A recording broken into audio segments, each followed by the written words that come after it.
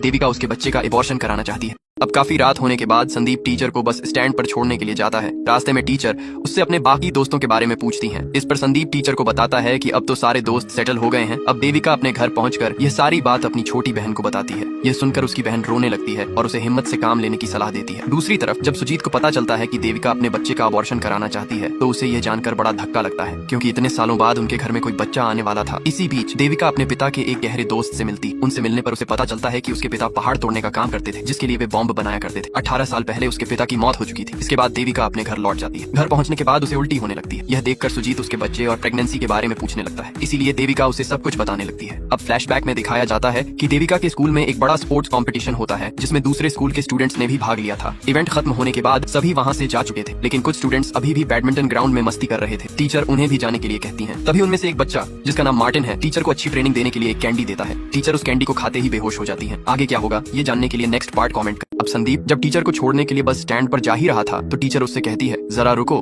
मैं अभी आती हूँ। इतना कहकर थोड़ी देर में वह वापस आकर संदीप की कार से अपना पर्स ले लेती है। दरअसल टीचर ने अपना पर्स जानबूझकर ही गाड़ी में छोड़ दिया था, ताकि संदीप उसके पीछे जिसे भी कॉल करे तो अपने फोन में रिकॉर्डिंग कर आसानी से सुन सके। इसके बाद जब टीचर संदीप और उसके दोस्त मार्टिन की कॉल रिकॉर्डिंग सुनने लगती है तो रिकॉर्डिंग में संदीप मार्टिन से कहता है, जो हमने उस रात टीचर के साथ किया उसकी तहकीकात टीचर अभी भी कर रही है, लेकिन उसे शक है कि आखिर उसके साथ किसी ने कुछ गलत किया है, इसीलिए तुम सतर्क रहना। तभी मार्टिन संदीप से कहता है, टेंशन मत ले, मेरे पास टीचर की फोटो और वीडियो है, जिससे हम उसे डरा धमका कर चुप करा देंगे। ये सुनकर देविका फुट फुट कर रोने लगती है, क्योंकि जिन स्टूडेंट्स को उसने आगे बढ़ने की राह दिखाई वही लड़के उसके लिए शैतान बन चुके थे। दूसरी तरफ जब टीचर को होश आता है तो वह नींद की हालत में अपने घर चली जाती है, क्योंकि उस कैंडी को खाने के बाद टीचर को बिल्कुल भी होश नहीं था। ये सुनने के बाद सुजीत देविका से गुस्से में कहता है, ना जाने तुम किसके बाप को मेरे नाम से पाल रही हो। इतना कहकर वह सुजीत वहाँ से जाकर ये सारी बात अपने दोस्त केविन को बताता है। आगे और जानने के लिए कमेंट में नेक्स्ट पार्ट टाइप कीजिए। को कुछ भी समझ नहीं आ रहा था कि अब वह क्या करे। दूसरी तरफ सुजीत अपने दोस्त केविन से ये सब हुए कारनामे को शेयर कर चुका था, तो उसका दोस्त उससे कहता है, मैंने तो पहले ही कहा था कि अपनी बीवी को अपने काबू में रखो, अब तुम जल्दी से उसका अबॉर्शन करवा दो, जिससे समाज में बदनामी न हो। इसीलिए सुजीत अपनी पत्नी को समझाने के लिए केविन से ही कहता है। अगले दिन जब सुजीत और केविन घर पहुंचते हैं तो वहाँ पर सुजीत की माँ भी मौजूद होती है, इसलिए